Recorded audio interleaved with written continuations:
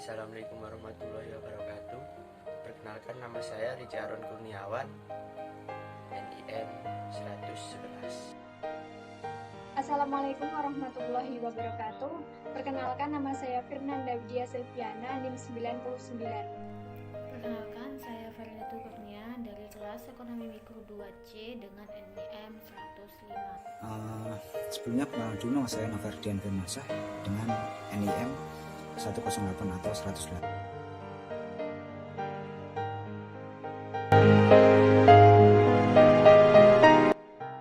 Baik, di sini kami akan mempresentasikan materi tentang pasar oligopoli.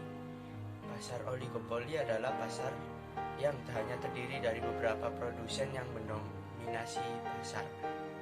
Menurut Platinum 2008, pasar oligopoli adalah pasar yang hanya terdiri atas beberapa penjual yang saling bersaing untuk memperebutkan jumlah pembeli yang banyak.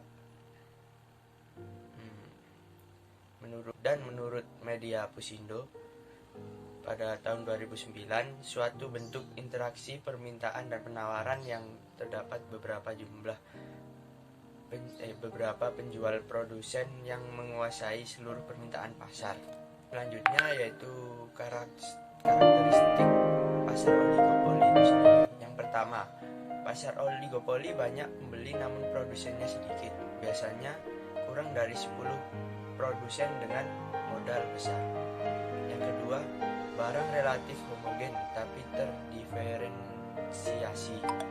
Yang ketiga, produsen memiliki kemampuan dalam menentukan harga. Yang keempat, persaingan yang ketat antar produsen terutama dalam pengiklanan produk. Yang kelima, adanya hambatan untuk memasuki pasar oligopoli. Yang keenam, pengambilan keputusan yang saling mempengaruhi antar produsen. Yang terakhir, sistem harga yang kaku.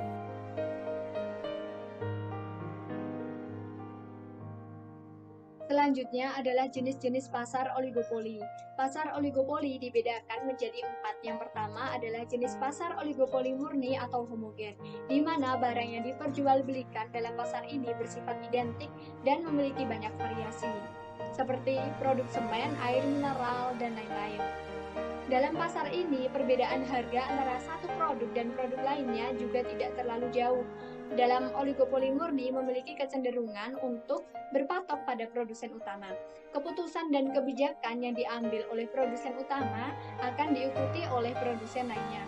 Yang kedua adalah pasar oligopoli terdiferensiasi. Barang yang diperjualbelikan bersifat homogen, namun masih bisa dibedakan antara satu produk dengan produk lainnya.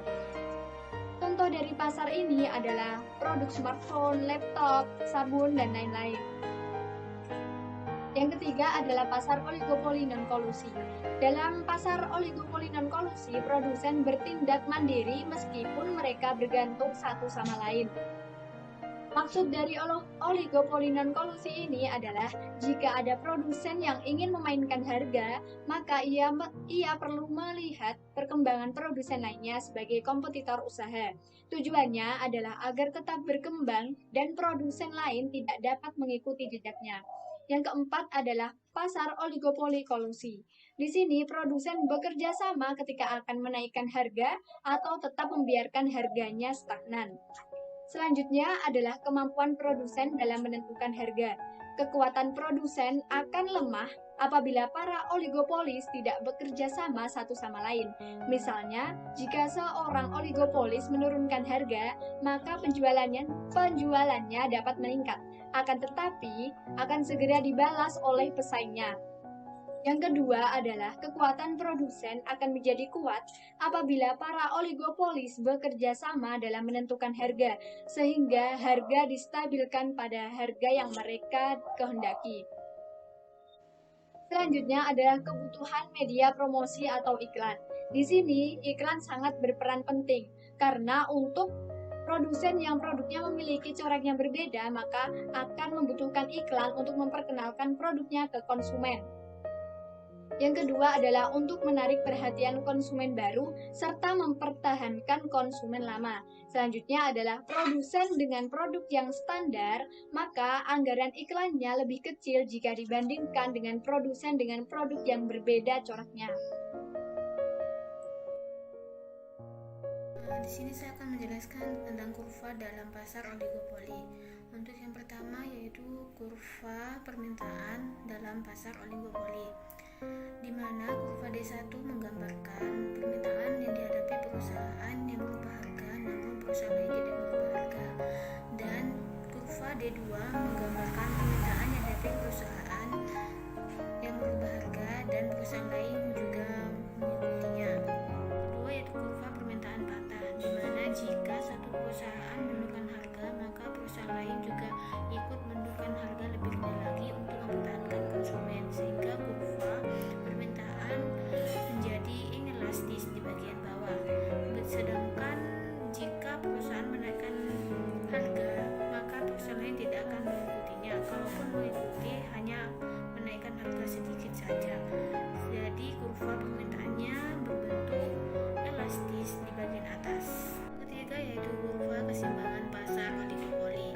Jika biaya produksi mengalami kenaikan yang ditunjukkan oleh kurva MC2 atau biaya produksi mengalami penurunan yang ditunjukkan oleh kurva MC1, maka keuntungan maksimum di perusahaan yang dicapai yaitu sama, yakni saat harga sebesar P0 dan jumlah barang yang diminta sebanyak Q0.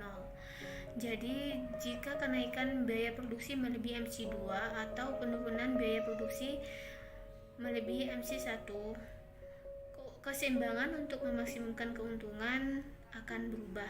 Jadi selama perubahan biaya produksi tidak di atas MC2 dan di bawah MC1, maka keseimbangan untuk memaksimumkan tidak berubah.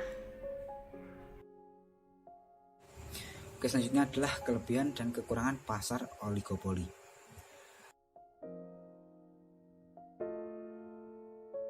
Bagi para konsumen, di sini konsumen bebas untuk memilih. Yang kedua adalah mampu melakukan penelitian dan pengembangan produk dengan adanya inovasi. Yang ketiga, produsen lebih memperhatikan kepuasan bagi para konsumennya. Di sini produsen memiliki titik fokus agar konsumen mempunyai kepuasan tersendiri. Yang keempat adalah adanya penerapan teknologi baru. Selanjutnya adalah kekurangan dari pasar oligopoli. Yang pertama, ketimpangan distribusi pendapatan. Yang kedua, harga yang stabil dan terlalu tinggi tentunya dapat menimbulkan inflasi. Yang ketiga adalah pemborosan pada biaya produksi. Yang keempat, timbul eksploitasi terhadap pembeli dan pemilik faktor produksi. Yang terakhir, yang kelima adalah sulit dimasuki perusahaan baru.